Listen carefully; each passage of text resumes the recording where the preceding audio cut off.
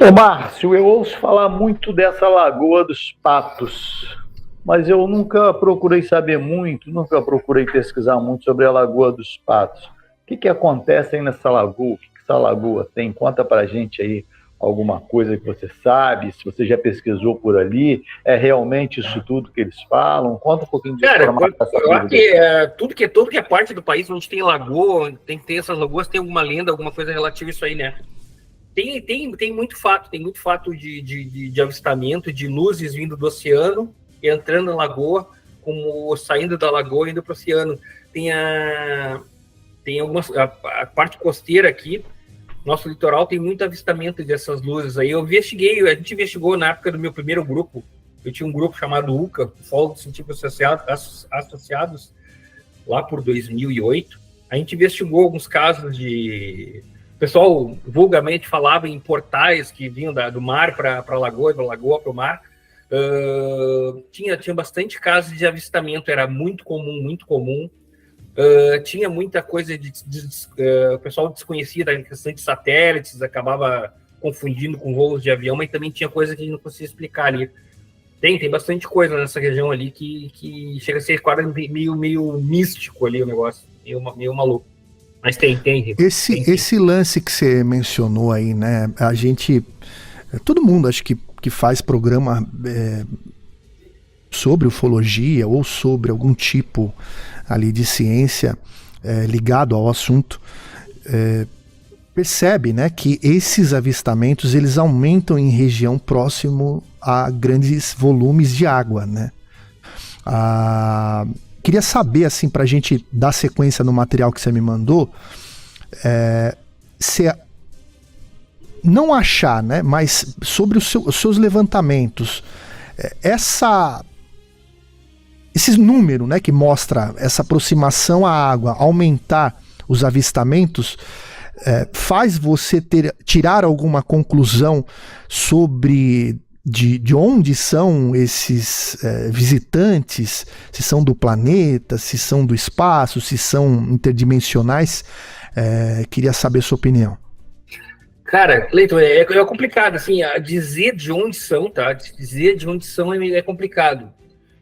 Na minha humilde opinião, seres que descem nessas navezinhas sem nenhum tipo de propulsão, sem nenhum tipo de fonte de energia aparente, que nem um avião, que nem em outras situações, e já há, sei lá, centenas de anos, para não dizer milhares de anos, se a gente for trabalhar numa ufo-arqueologia bem mais primitiva, mas digamos que tem aí 200, 300 anos aí que nos visitam talvez de outras dimensões, tem uma possibilidade tecnológica extremamente avançada em relação à nossa realidade de modo e meio de transporte, que conseguem ultrapassar fronteiras extremamente quase incompreensíveis em termos de distância de planetas ou de distâncias. Eu gosto daquele termo, tá? Para mim são discos voadores vindos de fora, não sei de onde. Ou uma segunda possibilidade... De fora você fala o quê? Espaço? Espaço. Uhum. Ou uma segunda possibilidade, os caras conseguem trabalhar espaço-tempo, dimensão, conseguem vir de alguma camada, algum chamado multiverso, que é uma coisa muito moderna falado aí, mas eu não duvido, cara. Eu não duvido. Nos livros sagrados, se eu não me engano, da Índia, né, um deles, né, mencionam as 7 camadas, né, que o céu tinha, né, o céu, não o nosso céu ali o céu, né, o céu no sentido... O céu mais místico deles, né? No sentido não de ser ali onde ficam as nuvens, né, mas no sentido ali dos deuses ali chegarem, né, eram os 7 camadas, né, pra gente chegar até o Criador, né? Vamos ver aqui o Jorge Furtado. Sou astrônomo aqui em Porto Alegre, até uns 23 anos de idade, observava sempre que não tinha lua. Até que puseram iluminação na minha rua, vi coisas difíceis de explicar e recebi muitos relatos. Valeu, Jorge, pra você ver, né? O Pablo, meu amigo Pablo, espero que você esteja bem aí também, na sua cidade. Se eu não me engano, acho que é Viamão, né? Se eu não me engano, Pablo. Ele menciona também do caso Westendorf, que foi na Lagoa dos Patos. Já o Márcio vai falar a respeito. Um abraço para o Emerson,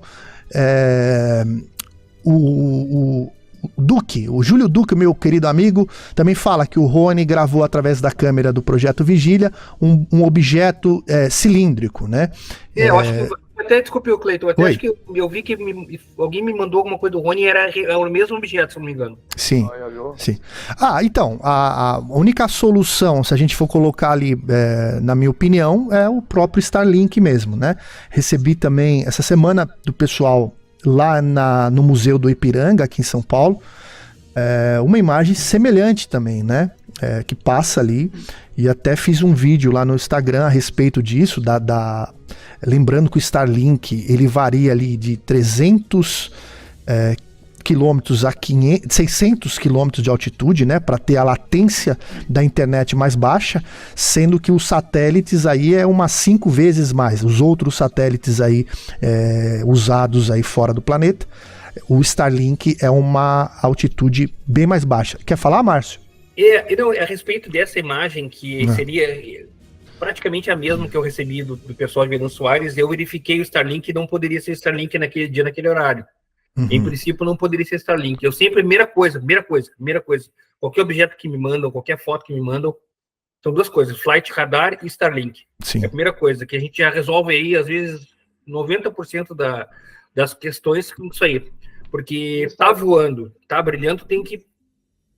Ou um avião... Tem uma coisa, o Starlink, eu já vi o Starlink, quando vocês já ter visto também no céu, o Starlink, cara, por mais a posição que tu veja, tu vê os filetes de fileira, de separação entre os satélites.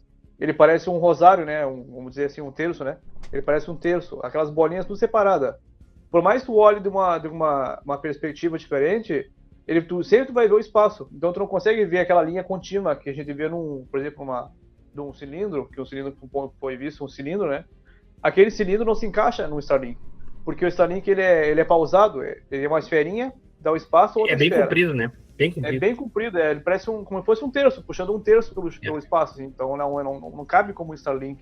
Especificamente nesse aqui que eu analisei, por esses dados rápidos, nem Flight Radar, nem Starlink poderiam ser, mas não tenho como opinar a respeito de outra coisa, porque não tem mais dados. Mas isso, em princípio, não é.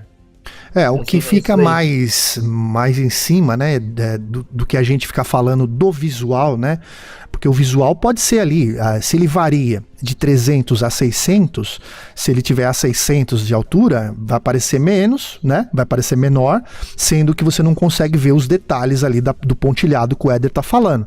E se ele ficar a 300, e que eu observei também, em nem todos os lançamentos dos satélites são levados à capacidade completa do foguete, vamos falar assim, né? Então, nesse último que teve agora, nessa semana, foram levados por base ali de 23 a 25 satélites. Provavelmente, eles levam de acordo com que aquela localidade ali que vai se encaixar perante aos outros, ali perto dos outros, que está tendo necessidade. Olha, para abranger essa área precisamos de mais 23. Agora, para colocar numa área que não tem zero, não tem nada de Starlink, aí manda a capacidade completa, sendo que essa capacidade tudo interfere. Combustível, quanto mais peso, mais combustível, por mais que o foguete do Elon Musk dá ré, né, ele consegue reaproveitar os propulsores ali de energia ali, de combustível, né, eles vão colocando de acordo com isso. Mas se tem algum software que mostra que não tinha nem o Starlink nesse momento, seria uma solução inteligente para esse momento e não somente visual, né? A gente tem que trabalhar perante a base de dados ali de alguma coisa que pudermos, né, falar, né?